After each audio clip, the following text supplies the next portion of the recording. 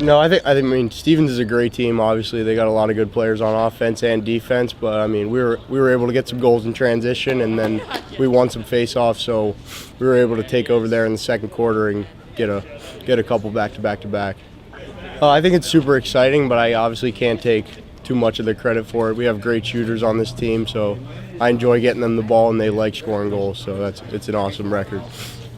Yeah, I think our coaches harp on toughness, but there's a lot of different ways to be tough. So in that situation, it would be holding the ball and working for the greatest shot possible and not turning it over to give them a chance to climb back into the game there.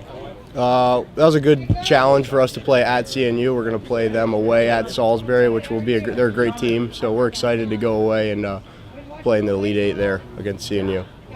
I think we have really good senior leadership with the fifth years coming back. Like I said yesterday, Tyler Gallagher, awesome defenseman, Trammell Robinson, Colin Dean, a lot of those guys, they lead really well, so we're excited for that. Yeah, our coaches do a really good job with the film breakdown, whether it was this previous week, and then we sat and watched the game here yesterday. But I think one thing, we've done these back-to-back games multiple times this season. We did it against W&L, I know, and we did it against Colorado College and Randolph-Macon. So one thing that we really worked on in those games was getting better on the second day, even without a practice, and I think we did that today. I think, I played pretty well yesterday, and then coming into today, I was just trying to focus on doing the same things and doing the simple things, keeping it simple mentally, but also just doing what I'm coached to do. Definitely to the defense in front of me. I mean, you have Tyler Gallagher, Jack Albright, and Alec Pupchus. Those are guys that have played a long time. So it's pretty easy for me to sit back and relax and know, hey, these guys are going to do their job, and I just have to do mine, and we go from there. Yeah, I think we had some tough plays, especially I think it was Clayton Jones made a play, and they called a penalty on it, and so that man down that we had to play, that was a tough time, and I think we came out as the toughest players on that field. I think what's really cool is it starts with Quentin Ritchie at the X. Like I was telling him at halftime, I was like, when you win 2 in a row, like that's awesome. So he had a couple where he maybe won 2 or 3 in a row. And then once the offense really gets going, Brett had some really good passes today, really moving the ball. And I can kind of tell, you can kind of get a feel of it once they start moving the ball pretty fast. They're gonna bury their shots. First time we played them, we honestly did not play our best, and I think we all recognize that. And then the second time we played them here and beat them pretty handedly. So playing them a third time, we'll pretty much know what to expect, having film on them from whatever games they've played since then. And obviously they'll have film on us, but I think we'll be ready for them. Well, yeah, we talk. It's one of our pillars is toughness, and so we try to. You can define toughness as not just like going and punching someone in the face. I mean, toughness in that moment at the end of the game was knowing that with about 5 minutes left, we have 3 possessions of 75 to 80 seconds. The game is technically probably going to be over.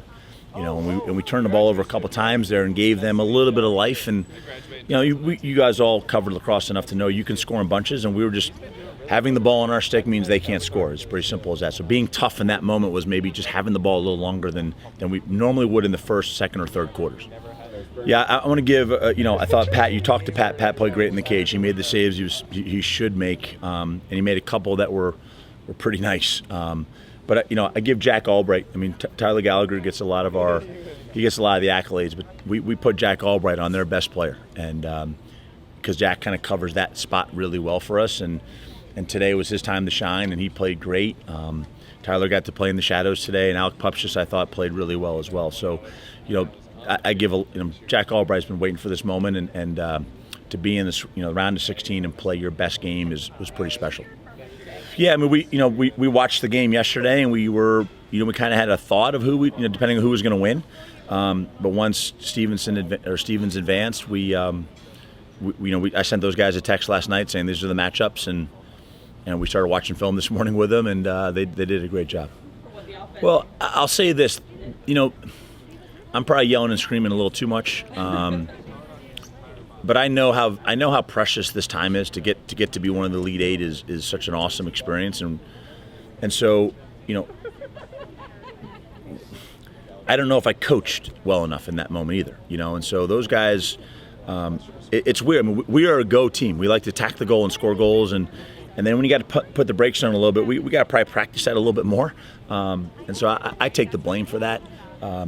But it's nice when you're up 8 goals.